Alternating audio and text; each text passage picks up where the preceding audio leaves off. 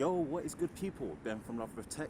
Hope you guys are doing well. This is a budget to mid-range camera smartphone showdown. What we have here is the Realme X55G versus, man, the Pixel 4a. We're gonna do a complete set, man. Daytime and hopefully nighttime. Not sure if I'm gonna split it yet for the video and the photo performance. Right now what you're seeing is 1080p 30 frames a second for both the selfie camera. And we're gonna see now, man, which one is gonna come out on top as the overall king of the budget camera within this 400 to 300 pounds, $300, $400 price range. So specs, let's break it down. Now, specs wise, starting with the Realme X55G, you do have a quad camera system, and the main camera is a 48 megapixel camera with an f1.8 aperture, 25mm field of view, and you have a half-inch sensor with a 0.8 micron pixel size and face detection autofocus. You then have an 8 megapixel ultra wide angle camera with an f2.3 aperture with a 60mm field of view, and you've got a pixel size of 1.12 micron pixels. And you have a 2 megapixel macro sensor, which is f2.4 with 2 megapixels f2.4 depth sensor. You do have two sensors for the selfie camera, and the main one is a 60 megapixel camera with an f2.0 aperture and a 26mm field of view and a 1.0 micron pixel size, and you have a 2 megapixel f2.4 depth sensor. And now moving over to the Pixel 4a, you do just have a single rear camera with a 12.2 megapixel sensor, f1.7 aperture, 27mm field of view, a 1/2.55" sensor, 1.4 micropixel size with dual pixel autofocus and optical image stabilization. And then move it over to the selfie camera. It's an 8 megapixel f2.0 with a 24mm field of view and 1.12 micron pixel size. Now, in terms of the video shooting capabilities, they both top out at 4K UHD 30 frames a second and 1080p up to 60 with slow motion as well. So that's pretty much all the specs when it comes to them. Let's get back onto the video and see how they compare against each other. So we have 30 frames a second on the selfie camera in 1080p. That's what both of them max out at. So right now we're just taking a walk, seeing how, again, color reproduction, dynamic range, and stabilization looks like on both cameras. And with a light jog.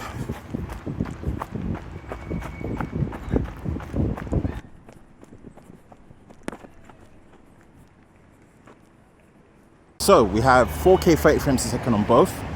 This is only happening on the main camera. As you know, the Pixel 4a only has one main camera at the rear, no multiple cameras. And although the Realme does have an ultra wide, a main, a macro, as well as a 2 megapixel depth sensor, why it's there, I don't even know. 4K is only supported on the main camera. So again, we're just seeing how it is, dynamic range, color reproduction, as well as stabilization. Again, still in 4K 30 frames a second. What we're going to do is just do a zoom, and both these apply a digital zoom, ×2 for both. You see now the stabilization changes because they don't have a telephoto camera.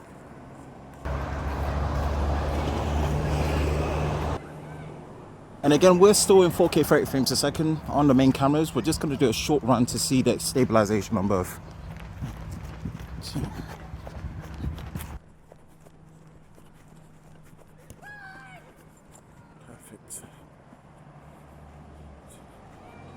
So we're now in 1080p 30 frames a second on both. And now the ultra wide angle camera is supported on the Realme, but there is a catch.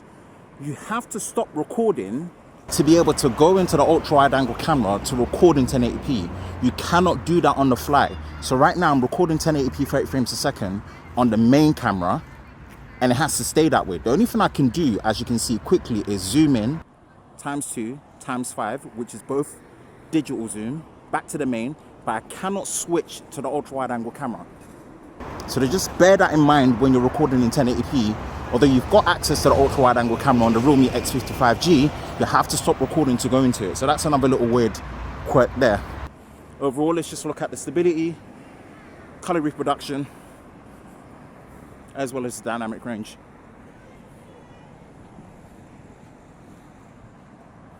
Now, still in 1080p 30 frames a second, but what we've done this time is we've switched to the ultra wide angle camera on the Realme X55G. And that is an advantage that it does have in terms of a useful camera, the main and the ultra wide. Not so much the other two, the depth and the macro. So that's going to be a whole nother thing. Let me know what you think in terms of the stability of the ultra wide, the image quality, the dynamic range, and the color reproduction. And this is again something that the Pixel 4a just can't do because it doesn't have a multiple lens and has a single lens at the back. Quick look at 1080p 60 on both cameras. Again, 60 frames per second at 1080p 60 is not supported on the ultra wide angle camera on the X50. Before let me catch that. Quick little flyover. All depending on how I output the video, you might not see actual 60 frames a second, but it's just more to let you know how it looks. This is an autofocusing test of the Realme X50 5G using the Note 20 Ultra as the subject. Again, 4K 30 frames a second, and we're just going to see how it autofocuses.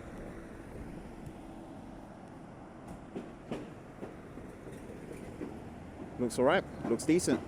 So this is an autofocusing test on the Pixel 4a using the Galaxy Note 20 Ultra as the subject. Again, I'm not necessarily sure what recording mode has the best autofocusing test, so I'm sticking to 4K 30 frames a second on both cameras, and let's just see how it behaves.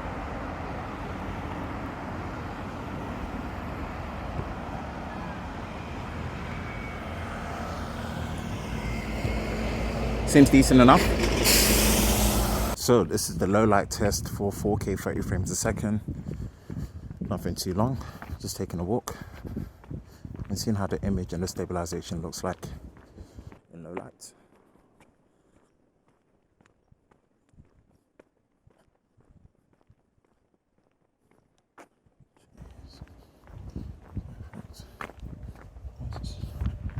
Seeing how the light changes.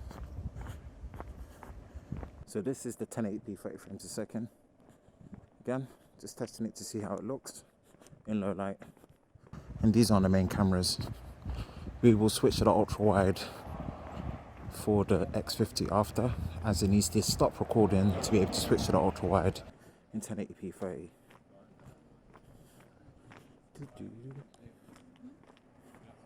So this is 1080p 30 frames a second with the ultra wide on the X50. Seeing how the ultra wide looks like in comparison.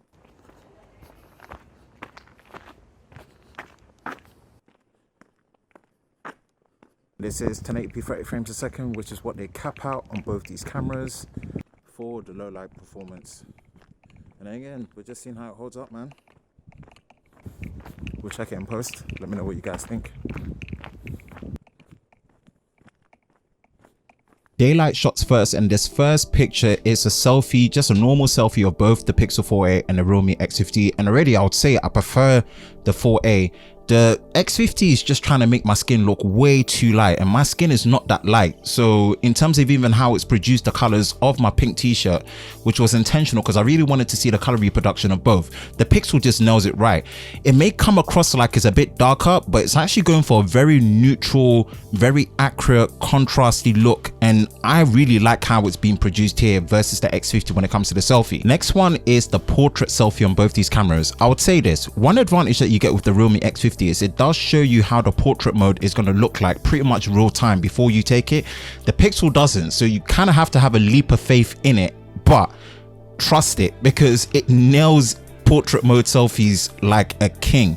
The color reproduction of the shirt is completely blown out on the X50. It's gone out the window even more than before, although the edge detection is actually done really well. Potentially maybe the 2 megapixel depth sensor is really helping, but with the Pixel it just does not lead it. It's nailed it top to bottom, background, foreground, skin tones, edge detection, color reproduction on the shirt. Like, it is pretty much king when it comes to selfie portraits in this range. So I think the Pixel wins this one here. Now moving to the rear cameras, this is just a main shot of the main cameras with both these cameras, and naturally your eyes get drawn to the X50. It does produce very punchy colors, but I would say the more toned down, more contrasty look of the Pixel might be preferred. Here's really a toss-up. It's really just down to how do you like it to look like, but I would say instinctively you kind of do get drawn to what the X50 is producing in terms of the colors. Now here, this is something the 4a just cannot do unless you step back. The X50's got that 8 megapixel ultra wide angle camera. Now the image can be a bit soft, so you do kind of see a lot of over processing when it comes to the sharpening, but it's just a very useful thing to have. Having an ultra wide angle camera over having to step back, yeah, this is something X50 does have over the 4A. And again, another quick representation of how the main cameras produce their colors in nature shots like this. And again, the advantage that the X50 has is that it can punch back with the ultra wide angle camera without having to step back. So yeah, it's a give and take in terms of flexibility as well as final end results and how colors are produced with the color rendition as well as the dynamic range as well as the natural detail rather than over sharpening. So let me know in the comments which one you prefer out of the two. Now this is a ×2 digital zoom of both these cameras. They don't have any telephoto cameras in here or lenses or combo. So to my eyes, yeah, the X50 looks a bit softer, which I'm surprised because it does have a high megapixel camera. So in terms of pixel binning, it does have a 48 megapixel mode as well, which I didn't touch on this, but I would say the Pixel actually has better detail. So yeah, to my eyes, I think the Pixel's looking better when zoomed in. And again, I just wanted to capture this shot again with the main cameras to show you how they really represent their colors in terms of, you know, the look. And again, it's the shade of the color accuracy is more leaning towards, to my eyes, for memory, to the Pixel 4a. Now looking at both of them, so it really depends, but you can see a bit more detail as well because of how it's just capturing the contrast with the, you know, the colors of the, you know, the leaves and stuff. So, you know, I prefer the Pixel, but I can understand why you would probably lean towards the X50. It does really brighten things up and it kind of looks a bit more vibrant. So yeah, and again, another advantage it has is ultra wide. Again, don't need to step back and you can get a much nicer field of view. And yeah, it's a good flexibility to have as well. Now this backlit shot against the sun, I think both these did equally as good as each other. So this is really a toss-up. Again, how the colors are produced, you know, the Realme X50 can draw you in because the colors are very vibrant versus that very contrasty but neutral kind of, you know, very accurate to the scene look of the Pixel 4a, which I prefer. But yeah, my eyes always get drawn to the X50. So in terms of dynamic range and color reproduction, especially dynamic range, both of them I think did equally as good as each other, I would say. Here is a close-up of a very colorful petal and the Pixel takes it. Sorry, like there's so much detail when you look closer to the Pixel 4a that, you know, the natural depth of field that you get in as well, there is no macro mode and stuff. You know, the next picture will be the macro mode and you'll see how very questionable it is to have a 2 megapixel macro sensor on a camera like the X50 and why it's really not needed. But here, the colors, the natural tone, the exposure, the detail, the natural depth of field, the Pixel 4a, yeah, nails it and wins this 100%. This is an example of the 2 megapixel macro sensor on the X50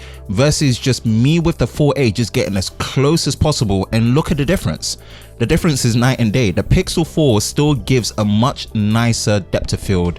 It's more detail, the colors are nicer, it's sharper, but it's just a better image, and it just makes it questionable that why is that 2 megapixel macro sensor there. So again, takes it for sure. This next one is with the main cameras just turn around in selfie mode, and again, how the colors are produced evenly top to bottom in terms of exposure is so much better on the Pixel. You know, my skin looks too light and that's not how my skin is, and yeah, I prefer the Pixel all the way. Unless you guys have a preference, this looks much better on the Pixel. But then again, although the image does become a bit soft because it is 8 megapixels, you do have the ultra wide angle option with the X50, and that flexibility is unmatched. It's a nice thing to have. So that's something you can't do on the Pixel unless you really step back. And if you were stepping back anymore where I took the picture, you'll be ending up in a road and you might be getting run over. So just bear that in mind if you want camera flexibility as something to be part of your smartphone arsenal. This next one of this yellow Mustang car, it's another example of color reproduction.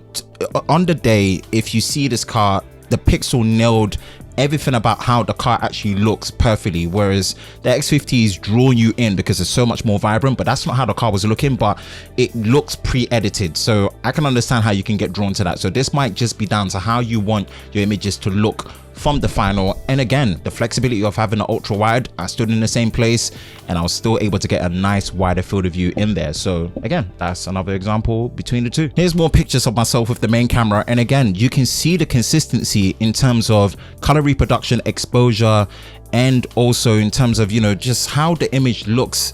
Yeah, I prefer the Pixel. I don't really like how the X50 is trying to, like, you know, lighten things up too much and it's blown out. There's a lot of highlights, you know, all over my shirt, and it's just gone. So you'll see the consistency going through each image from now going forward. And yeah, you can tell that for me personally, how it renders images is much better on the Pixel, but you do have that flexibility, as you can see here, with the ultra wide angle camera coming in. Portrait mode, you can see that the framing is different, and both are kind of all over the place when it comes to here. Again, with how you can see it in real time on the X50, as well as having to post process it on the Pixel. With the Pixel, you can edit the background blur after the fact in the photo editor pretty much straight away, which is a really nice flexibility to have.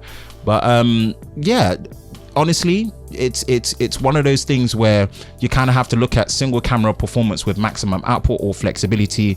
And Wakanda Forever to Chadwick Boseman, I did this post for him.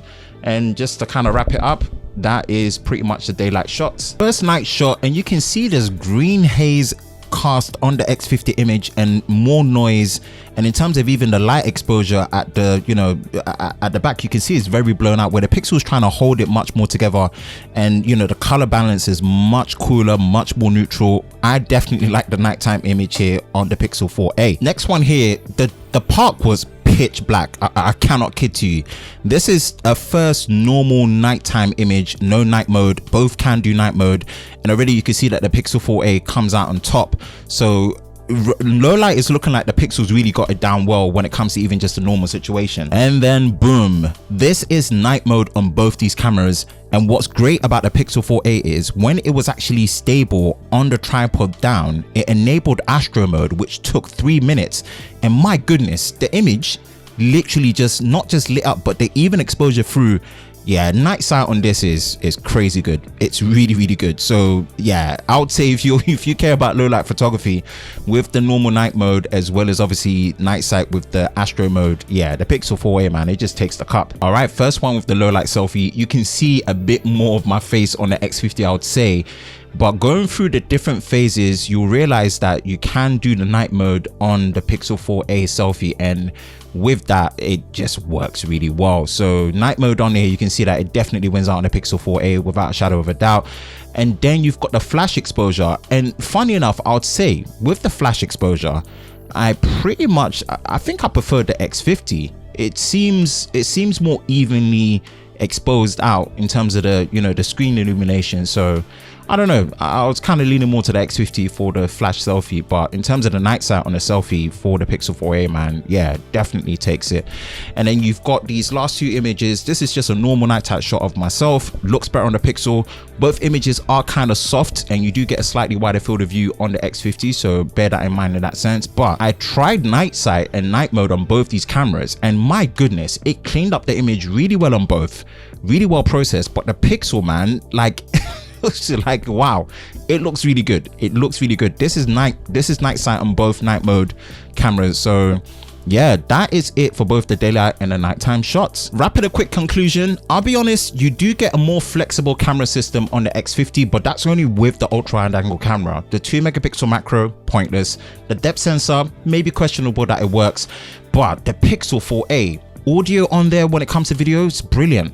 The overall stabilization when it comes to both the selfie, especially the main camera, all the way up to 4K UHD 30 frames a second, is phenomenal, and I was not expecting that. Yes, the stabilization does improve on the X50 when you go down to 1080p, but the overall stabilization, even at 1080p versus the Pixel 4a, the 4a is way better. So that's a good look, especially considering it has a weaker processor versus what is in the X50. Audio as well on the Pixel 4a, much louder, much clearer, well improved. This is a good look. But obviously the advantage that you get with the X50 is the ultra wide angle camera. Pictures wise, overall, you may lack the flexibility on the Pixel 4a, but how the colors are rendered, especially when it comes to things like portrait mode, the dynamic range, the neutral contrasty image that's there, the low light photography, untouched. Like overall, I lean towards using a Pixel 4a, even though I wish it did have an ultra wide angle camera. So yeah, that is it with this ultimate camera comparison between these mid-range $300 to $400 smartphone cameras for Android for this year. Let me know in the comment section below which one you prefer. If you enjoy content like this, you know exactly what to do. Hit that like button, hit that subscribe button, hit that notification bell so you're part of Team TLS, the Tech Lover Squad, so you don't miss any future content that is posted on the Lover of Tech channel. I hope you guys are safe during this time. I will catch you in the next one. Peace.